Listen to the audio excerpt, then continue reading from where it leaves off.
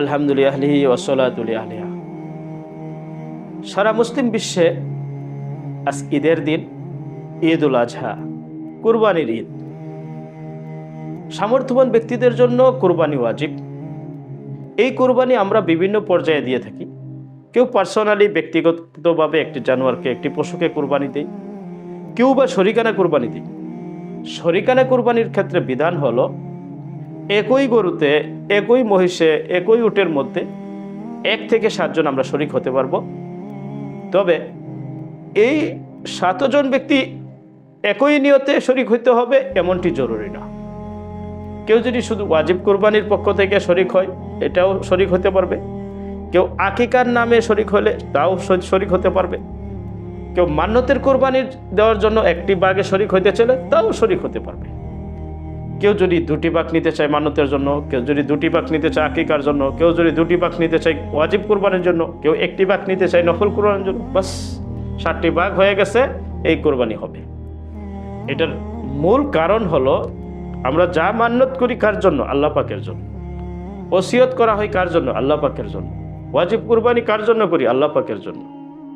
তো নফল কুরবানিও আল্লাহ পাকের জন্য, আকিকাও আল্লাহ পাকের জন্য। সবগুলোর মাকসাদ এক, যেহেতু এজন্য একই পশুতে একাধিক নিয়তে শরিক হওয়া যাবে। পাশাপাশি আরেকটি মাসআলা হলো, যেই ব্যক্তি মান্যতের নিয়তে পশুতে শরিক হলেন, এই ব্যক্তি মান্যতের কুরবানি আদায় হবে, মান্যত আদায় হলো, কিন্তু এই যে সে গোশতটা পেল, এই গোশতটা মান্যতকারী ব্যক্তি নিজে খেতে পারবেন না, তার উসুল এবং ফুরু খেতে পারবে না।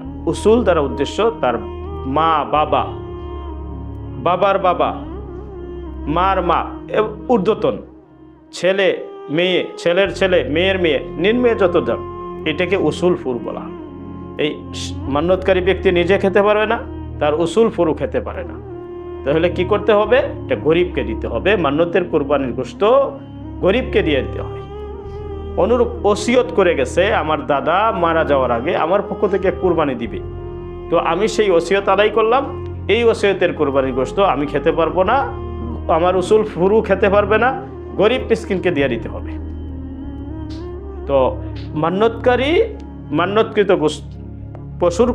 পশুর গোশত সে খেতে পারে না, এবং ওসিয়ত যিনি করেছেন তার পক্ষ থেকে যিনি আদায় করেছেন, তার উসুল ফুরু ওই পশুর গোশত খেতে পারে না। বাকি যে পশু নিয়তে মানুষ শরিক হয়, কেউ ওয়াজিব কুরবানির নিয়তে, কেউ নফল কুরবানির নিয়তে, কেউ বা আকিকার নিয়তে, এই সকল নিয়তে যারা শরিক হবেন, তাদের প্রাপ্য যে অংশটুকু গোশত ভাগে পড়ে, সেটুকু তারা খেতে পারে। এক্ষেত্রে ইসলামের স্পষ্ট বিধান হলো, মুস্তাহাব এটি যে অন্তত 3 ভাগ করা, 1 ভাগ নিজে খাওয়া, 1 ভাগ আত্মীয় স্বজন, 1 ভাগ গরিবকে দেওয়া। কিন্তু এই 3টা ভাগ করাটা যদি কেউ না করে, এতে কোনো গুনার বিষয় নেই, এটা ঐচ্ছিক। হ্যাঁ, কেউ যদি করলো সব পাবে। কারো ঘরের মেম্বার মেজরিটি যদি বেশি থাকে, সে হয়তো আংশিক মানুষকে দান করলো, বেশিরভাগ রেখে দিল, তাও বৈধ। এবং কি কেউ যদি এটাকে দীর্ঘদিন সংরক্ষণ করে প্রিজার্ভ করে রেখে, তাও তার জন্য বৈধ, কোনো গুনাহ নেই, কারণ এটা আল্লাহর পক্ষ থেকে হালাল।